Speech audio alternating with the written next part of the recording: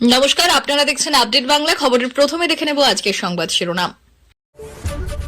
দুলালের খুনে জড়িত দুই মূল চক্রীর ছবি প্রকাশ, মাথার দামও ঘোষণা করে দিল মালদা পুলিশ। টেস্ট থেকে অবসর বিরাট কোহলির, অস্ট্রেলিয়া সিরিজে হারের পর নিলেন বড় সিদ্ধান্ত। অনুপ্রবেশ বিরোধী হলে এনআরসি চালু করুন, মমতাকে বার্তা গিরিরাজের। ব্যর্থ মুখ্যমন্ত্রী লজ্জা লুকানোর জায়গা নেই, পোস্ট করলেন সুকান্ত। আমি ছিলাম আমি আছি, ফের এই সরকারি পদে প্রত্যাবর্তন অনুব্রতর। ভোট ব্যাংকের স্বার্থে বিএসএফকে আক্রমণ, অনুপ্রবেশ ইস্যুতে মমতার ভুল শুধরে দিলেন শুভেন্দু। আসছে বিস্তারিত খবরে। মালদার তৃণমূল কাউন্সিলর দুলাল সরকার ওরফে বাবলাকে খুনের ঘটনায় জড়িত দুজনকে এখনো ধরতে পারেনি পুলিশ। তাদের জন্য 2 লক্ষ টাকা পুরস্কার ঘোষণা করা হলো। মালদা জেলা পুলিশ জানিয়েছে, কৃষ্ণ রাজাক ওরফে রোহন এবং বাবলু যাদব দুলালের খুনের সঙ্গে যুক্ত। তাদের ধরিয়ে দিতে পারলে বা কোনো খোঁজ পুলিশকে দিতে পারলে 2 লক্ষ টাকা পুরস্কার মিলবে। তথ্য প্রদানকারীর নামও গোপন রাখবে পুলিশ। গত 2 জানুয়ারি বৃহস্পতিবার সকাল থেকেই 10টা নাগাদ ইংরেজবাজার শহরের ঝলঝলিয়ার কাছে নিজের প্লাইউড কারখানার সামনে খুন হন দুলাল। বাইকে চেপে এসে 3 জন দুষ্কৃতী দুলালকে লক্ষ্য করে এবং গুলি করে। স্থানীয় সূত্রে জানা গিয়েছে, সকালে ফ্ল্যাট থেকে ঢিলছোড়া দূরত্বের প্লাইউড কারখানায় দাঁড়িয়েছিল দুলাল। তখনই মোটর বাইকে চেপে তাকে তাড়া করে কয়েকজন দুষ্কৃতী। সিসি ক্যামেরার ফুটেজ দেখা গিয়েছে, প্রাণ বাঁচাতে প্লাইউড কারখানার পড়ে করে ছুটে ঢুকে পড়েছিল দুলাল। আর তাদিকেই বন্দুক তাক করে গুলি ছুড়েছে দুষ্কৃতীরা। প্রাথমিকভাবে জানা গিয়েছে, একটি গুলি দুলালের মাথায় লাগে। সংকটজনক অবস্থায় তাকে মালদা মেডিকেল কলেজে ভর্তি করানো হয়, সেখানেই মৃত্যু হয় তার। আর এই ঘটনায় এখনো পর্যন্ত 8 জনকে গ্রেপ্তার করেছে পুলিশ। কিছু খুনের পরিকল্পনার সঙ্গে যুক্ত 2 জনকে এখনো ধরা যায়নি। পুলিশের অনুমান, রোহন এই খুনের অন্যতম মূল চক্রী। তিনি ঝলঝলিয়া রেলওয়ে ব্যারাক কলোনির বাসিন্দা। তাকে সঙ্গ দিয়েছিলেন মহানন্দা কলোনি, এছাড়াও এলাকার বাসিন্দা বাবলুও। কিন্তু ঘটনার পর থেকেই তারা পলাতক এবং 2 জনের ছবি সমাজ মাধ্যমে প্রকাশ করে পুরস্কার মূল্য ঘোষণা করেছে মালদা জেলা পুলিশ। 2024 সালের শুরুতে দক্ষিণ আফ্রিকার বিরুদ্ধে একটি ম্যাচ খেলার পর বিরাট কোহলি দীর্ঘ সময় দূরে ছিলেন লাল বলের ফরম্যাট থেকে।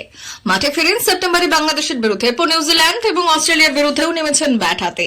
কিন্তু ছন্দ খুঁজে পাননি। দেশের মাঠে প্রকাশিত হয়ে পড়েছিল স্পেনের বিরুদ্ধে তার দুর্বলতা। আর অস্ট্রেলিয়াতে সমস্যায় ফেলেছে প্রেস ও বাউন্স। অফ স্ট্যাম্পের বাইরের লাইন সামলাতে গিয়ে বারবার পড়েছেন সমস্যায়। সিরিজের 9 ইনিংসে 8 বার আউট হয়েছেন তিনি।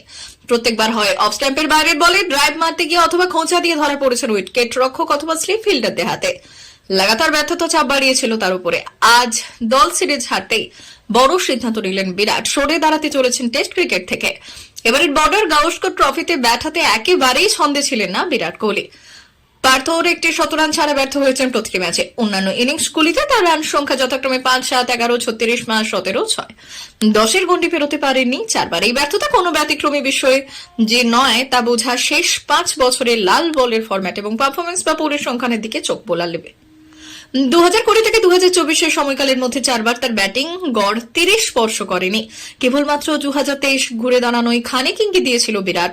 গড় ছিল 56-র কাছাকাছি। যদিও সেই সাফল্যকে নিভে যাওয়ার আগে প্রদীপের হঠাৎ জ্বলে ওঠার সাথেই তুলনা করছেন ক্রিকেট বিশেষজ্ঞরা।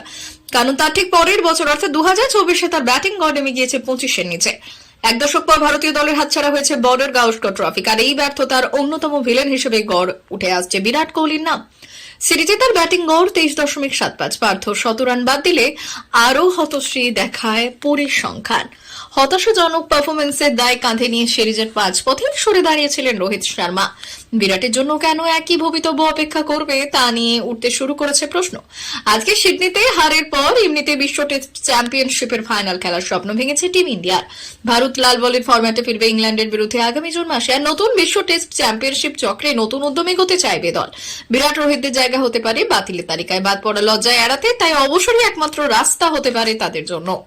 বাংলাদেশে অনুপ্রবেশ ইস্যুতে ফের একবার বিতর্ক উস্কে দিল দিল্লির কেন্দ্রীয় মন্ত্রী গিরিরাজ সিং। পশ্চিমবঙ্গে অবৈধ বাংলাদেশি অনুপ্রবেশ প্রসঙ্গে তৃণমূল সরকারকে কড়া ভাষায় আক্রমণ করলেন তিনি। তার দাবি, পশ্চিমবঙ্গের মুখ্যমন্ত্রী মমতা বন্দ্যোপাধ্যায় যদি সত্যি অনুপ্রবেশ বিরোধী হন তাহলে তাকে অবিলম্বে এনআরসি চালু করতে হবে। পাশাপাশি সিএএ কার্যকর করার দিকেও জোর দিলেন গিরিরাজ সিং। কেন্দ্রীয় মন্ত্রী বললেন, আজ থেকে যত বাংলাদেশি ধরা পড়ে তাদের শেষ ঠিকানা হয়ে দাঁড়ায় কলকাতা। দিদি, আপনার দলের লোকেরাই এদের জন্য আধার কার্ড তৈরি করে দেয়। এটা দেশের প্রতি দেশদ্রোহ। আপনি যদি সত্যি অনুপ্রবেশের বিরোধী হন তাহলে এনআরসি এবং সিএএ কার্যকর করুন। গিরিরাজ সিংয়ের এই মন্তব্যের পশ্চিমবঙ্গের রাজনৈতিক মহলে তীব্র প্রতিক্রিয়া দেখা গিয়েছে। আর তৃণমূলের পক্ষ থেকে তার বক্তব্যে তীব্র প্রতিবাদ জানানো হয়েছে। তৃণমূল কংগ্রেসের মুখপাত্র কুণাল ঘোষ গিরিরাজ সিংয়ের বক্তব্যকে ভিত্তিহীন এবং রাজনৈতিক উৎসাহ বলে আখ্যা দিয়েছেন। তিনি পাল্টা প্রশ্ন তুলে বললেন, বাংলাদেশ সীমান্ত পাহারা দেয় কে? বিএসএফ। আর বিএসএফ কার অধীনে? বিজেপির সরকারে। তাহলে ত্রিপুরা এবং অসম থেকে এত বহিরাগত কিভাবে ধরা পড়ছে? এটা তো সরকারি কেন্দ্রীয় সরকারের ব্যর্থতা। কুণাল ঘোষ আরো বললেন, কেন্দ্রের বাহিনী যদি ঠিকমতো কাজ করতো তাহলে বাংলায় অনুপ্রবেশের ঘটনা ঘটতো না। এটা পরিকল্পিত ষড়যন্ত্র। বিজেপি পশ্চিমবঙ্গকে কালিমা লিপ্ত করতে চায়। সীমান্ত সুরক্ষা নিয়ে বড় বড় কথা বলার আগে কেন্দ্রীয় সরকার নিজেই তাদের ব্যর্থতার হাকুক। বাংলাদেশ সীমান্তে অনুপ্রবেশ বন্ধ করা নিয়ে দীর্ঘদিন ধরে তৃণমূল এবং বিজেপি একে অপরকে দোষারোপ করে আসছে। তৃণমূল নেত্রী মমতা বন্দ্যোপাধ্যায় আগে থেকে এনআরসি এবং সিএ এর বিরোধিতা করে আসছেন। তার দাবি, এই আইনগুলো সংখ্যালঘুদের নাগরিক অধিকার কেড়ে নেওয়ার উদ্দেশ্য তৈরি। অন্যদিকে বিজেপি বারবার বলেছে এনআরসি এবং সিএএ দেশের নিরাপত্তা রক্ষার জন্য অপরিহার্য। বাংলাদেশে অনুপ্রবেশ ইস্যুতে তৃণমূল বিজেপির এই রাজনৈতিক তরজায় রাজ্যের সাধারণ মানুষ বিভ্রান্ত। সীমান্ত এলাকায় বসবাসকারী জনগণের মধ্যে নিরাপত্তা এবং পরিচয় নিয়ে উদ্বেগ বাড়ছে। কেন্দ্র এবং রাজ্য সরকারের মধ্যে দোষারোপের রাজনীতির কারণে সমস্যার সমাধান আজও অধরা। গিরিরাজ সিং এর মন্তব্যের পর আবারও এই ইস্যুতে রাজনৈতিক উত্তেজনা বাড়তে পারে বলে মনে করছেন বিশেষজ্ঞরা। তবে অনুপ্রবেশ সমস্যার সমাধানে কোনো বাস্তব পদক্ষেপ গ্রহণ করা হবে কিনা তা সময় বলবে। মুখ্যমন্ত্রী মমতা বন্দ্যোপাধ্যায়কে কটাক্ষ করলেন কেন্দ্রীয় মন্ত্রী সুকান্ত মজুমদার। সুকান্ত লেখেন, রাজ্যের ব্যর্থ মুখ্যমন্ত্রী মমতা বন্দ্যোপাধ্যায় নৈরাজ্যকর শাসন ব্যবস্থা এখন প্রশাসনের সকল স্তরের কর্মচারীদের দুর্নীতিতে জড়িয়ে ফেলেছে। এতদিন ধরে সরকারি পৃষ্ঠপোষকতার অবৈধ অনুপ্রবেশের সুবিধা দেওয়ার গুরুতর অভিযোগ সত্ত্বেও মুখ্যমন্ত্রী কোনো কর্ণপাত করেননি। তবে হঠাৎ চাপের মুখে তার ছদ্মবেশী পুলিশ বাহিনী এখন নিজ বিভাগের প্রাক্তন কর্মকর্তাদের গ্রেপ্তার করতে বাধ্য। মাননীয় মুখ্যমন্ত্রীর একসময় নীরব গোয়েন্দা সংস্থাগুলো আজ হঠাৎ করে কেমন করে জেগে উঠল। পশ্চিমবঙ্গে অবৈধ অনুপ্রবেশের মাধ্যমে মমতা দিদির ভোট ব্যাংক সুরক্ষিত করার মরিয়া প্রচেষ্টার উপর থেকে নিচ পর্যন্ত পুরো পুলিশ বিভাগকে কাজে লাগানো হয়েছিল। রাজ্য সরকারের স্টেট রুরাল ডেভেলপমেন্ট এজেন্সির চেয়ারম্যান পদে ফেরানো হলো অনুব্রত মণ্ডলকে। অনুব্রত 2 বছর জেলবন্দি থাকলেও এর মধ্যে এনআরডিএস চেয়ারম্যান পদে আর কাউকে বসানো হয়নি। জেলায় ফিরে সরকারি অনুষ্ঠানে কোনো পদাধিকার বলে তিনি অংশগ্রহণ করবে সেটা নিয়ে সমস্যা তৈরি হচ্ছিল। রাজ্য সরকার এই পদে অনুব্রতকে ফেরাতেই যাবতীয় বিতর্কের অবসান হলো। এই প্রসঙ্গে অনুব্রত অবশ্য বললেন, আমার অনুপস্থিতিতে ওই পদে নতুন করে কেউ বসেছিল বলে আমার জানা নেই। আমি ছিলাম, আমি আছি। গরু পাচার মামলায় 2022 সালে 11ই অগস্ট অনুব্রত মণ্ডলকে গ্রেফতার করে সিবিআই। এরপর আর্থিক তছরূপ বিরোধী আইনে ইডির দায়ের করা মামলায় 2022-এর 17ই নভেম্বর থেকে জেলবন্দি ছিলেন বীরভূমের বাঘ।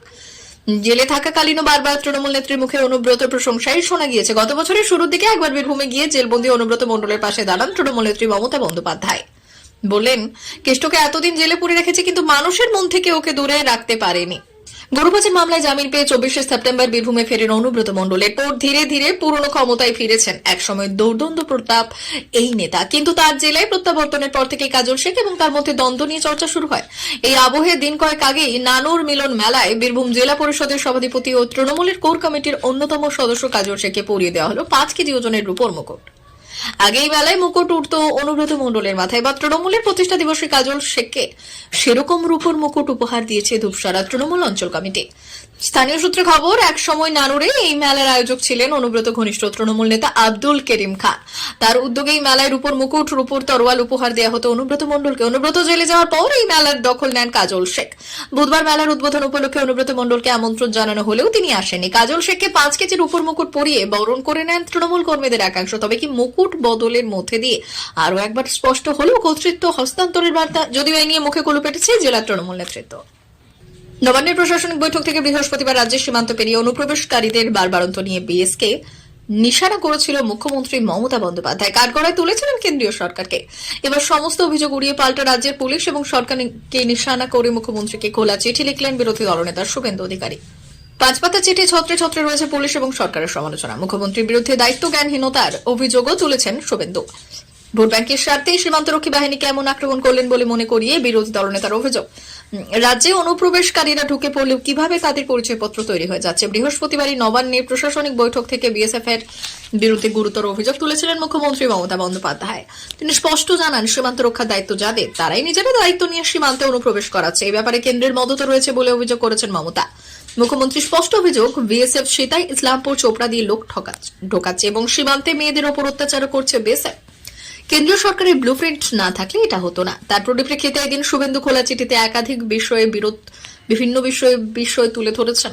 সেখানে যেমন আন্তর্জাতিক সীমান্ত জুড়ে রাস্তা এবং বেষ্টনী নির্মাণ, রাজ্য পুলিশের সঙ্গে বিএসএফ এর সমন্বয়, সীমান্তের নিকটবর্তী অঞ্চলে গরুর বাজার সহ মোট 9টি বিষয় তুলে ধরেছেন তিনি।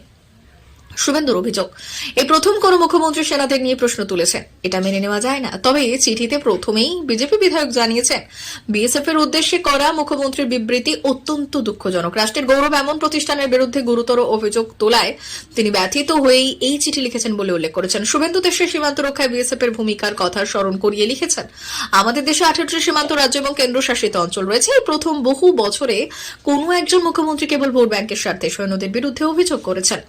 মুখ্যমন্ত্রী সমস্ত অভিযোগই যে একেবারে মন গড়া এবং ভোটের রাজনীতির জন্য সে কথা মনে করিয়ে শুভেন্দুর অভিযোগ, রাজ্য সরকার মুখে এক কাজে আরেক। কিন্তু মোদী সরকার অনুপ্রবেশকারীদের শনাক্ত করতে এবং ভোটার তালিকা থেকে তাদের নাম বাদ দিতে প্রতিশ্রুতিবদ্ধ। এরপরই তিনি পশ্চিমবঙ্গের জনগণের পক্ষ থেকে মুখ্যমন্ত্রীকে অনুরোধ জানান, ভোট ব্যাংকের লোভে রাজ্যের শিল্প সংস্কৃতিকে বিসর্জন দেবেন না। প্রিয় দর্শক, এখনকার মতো খবর এই পর্যন্তই। ধন্যবাদ।